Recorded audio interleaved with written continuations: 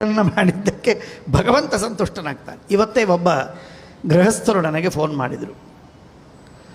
ಮಧ್ಯಾಹ್ನ ಸುಮಾರು 4:45, 5 ಆಗಿರ್ಬೋದು. ಒಂದು ಮಾತನ್ನು ಹೇಳಬೇಕು ನಾನು. ಆ ಮಾತನ್ನು ಹೇಳಿ ಮುಂದೆ ಹೋಗ್ತೀನಿ. ಗುರುಗಳ ಅನುಗ್ರಹ ಹೇಗಿರುತ್ತೆ, ಗುರುಗಳಲ್ಲಿ ಭಕ್ತಿ ಮಾಡಿದವರಿಗೆ ಯಾವ ರೀತಿಯಾಗಿ ಭಗವಂತ ದಯ ಮಾಡ್ತಾನೆ ಅಂತ ಅನ್ನೋದಕ್ಕೆ ಒಂದು ದೃಷ್ಟಾಂತ.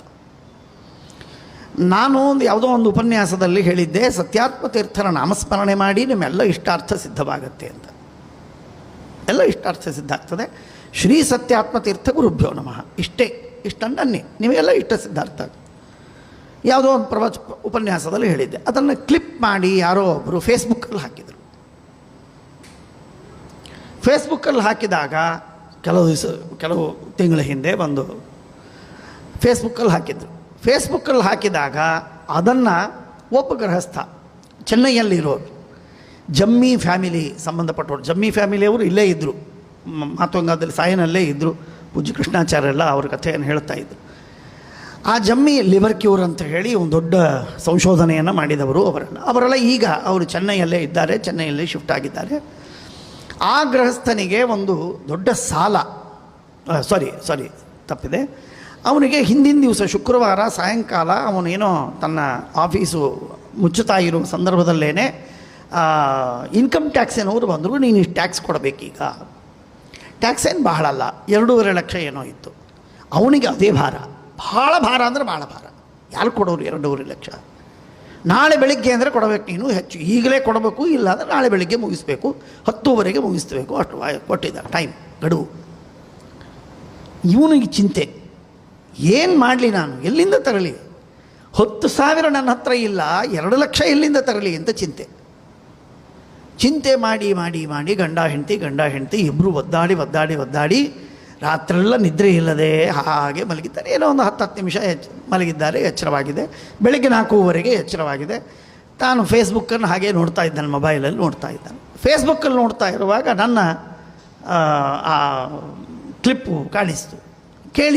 ಕೇಳಿದಾಗ ಸತ್ಯಾತ್ಮ ತೀರ್ಥ ಗುರುಭ್ಯೋ ನಮಃ ಅಂತ ನಾಮಸ್ಮರಣೆ ಮಾಡಿ ಅದರಿಂದೆಲ್ಲ ಆಪತ್ತುಗಳ ಪರಿಹಾರವಾಗ್ತದೆ ಅಂತ ದೇವರು ನುಡಿಸಿದ ಮಾತು ಅವನಿಗೆ ಶ್ರವಣವಾಯಿತು. ಅವನು ಶ್ರವಣವಾದ ತಕ್ಷಣಕ್ಕೆ ಅವನು ಮಾಡಿದ ಕೆಲಸ ಏನು ಅಂದರೆ, ಎದ್ದ, ಸ್ನಾನ ಮಾಡಿದ, ಗೋಪಿಚಂದ್ರನ ಹಚ್ಚುವಾಗ ಕೇಶವಾಯ ಸ್ವಹ ನಾರಾಯಣ ಸ್ವಹ ಅಂತ ಗೋಪಿಚಂದ್ರನ ಹಚ್ಚಿದ. ಜೊತೆಗೆ ಸತ್ಯಾತ್ಮ ತೀರ್ಥರ ನಾಮಸ್ಮರಣೆ ಮಾಡಬೇಕು ಅಂತ ಅಂದ್ಕೊಂಡದ್ದನ್ನು ಅವನು ಅವನ ಹೆಂಡತಿ ಇಬ್ಬರೂ ಸೇರಿ 108 ಸಲ ಅಂದು, ಆಮೇಲೆ ಒಂದು ಸ್ವಲ್ಪ ಅಂದಿದ್ದಾನೆ. ಬಿಲೀವ್ ಇಟ್ ಆರ್ ನಾಟ್, ಅವ್ರು ಹೇಳಿದ್ದು, ಇನ್ನು ಅವರೇ ಸುಳ್ಳು ಹೇಳಿದರೆ ನನಗೆ ಗೊತ್ತಿಲ್ಲ, ಅವ್ರು ಹೇಳಿದ ಮಾತನ್ನು ನಿಮಗೆ ಹೇಳ್ತೀನಿ. ಆ ವ್ಯಕ್ತಿ ಹೇಳಿದರು, ಇವತ್ತು ಮಧ್ಯಾಹ್ನ ಇಷ್ಟು ಮಾಡಿದರೆ ಇದು 4, 5, 7 ಗಂಟೆಯೊಳಗೆ ಸ್ನಾನ ಮಾಡಿ ಅನ್ನಿಕಾದೆಲ್ಲ ಪೂಜೆ ಗೀಜೆ ಏನು ಮುಡ್ಕೊಂಡ್ರು. ಆಮೇಲೆ ಸಹಜವಾಗಿ ನೋಡ್ತಾ ಇದ್ದಾರೆ, ತಮ್ಮ ಅಕೌಂಟಿಗೆ 3 ಲಕ್ಷ ರೂಪಾಯಿ ಬಂದಿದೆ. 3 ಲಕ್ಷ ರೂಪಾಯಿ ಬಂದಿದೆ. ಎಲ್ಲಿಂದ ಬಂತು ಅಂತ ಗೊತ್ತಿಲ್ಲ ಅವನಿಗೆ. ಆಮೇಲೆ ನೋಡಿದರೆ ಅದರೊಳಗೆ ಗೊತ್ತಾಯಿತು, ಉತ್ತರ ಪ್ರದೇಶದಲ್ಲಿ ಯಾರೋ ಒಬ್ಬ ವ್ಯಕ್ತಿ ಯಾವುದೋ ಒಂದು ಡೀಲ್ ಆಗಿತ್ತು, ಏನೋ ಕೆಲಸ ಆಗಿತ್ತು, ಏನೋ ಕೊಟ್ಟಿದ್ದರು, ಅವನೇನೋ ಕೊಡಬೇಕಾಗಿತ್ತು ಹಣವನ್ನು, ಅವನು ಕೊಟ್ಟಿರಲಿಲ್ಲ. 3-4 ವರ್ಷದಿಂದ ಕೊಟ್ಟಿರಲಿಲ್ಲ. 3-4 ವರ್ಷದ ಹಿಂದೆ ಕೊಡಬೇಕಾಗಿರುವ ಹಣವನ್ನು ಇವತ್ತಿನ ದಿವಸ ಬೆಳಿಗ್ಗೆ ಅವನು 8-9ಕ್ಕೆ ಇವನಿಗೆ ಟ್ರಾನ್ಸ್ಫರ್ ಮಾಡಿದ.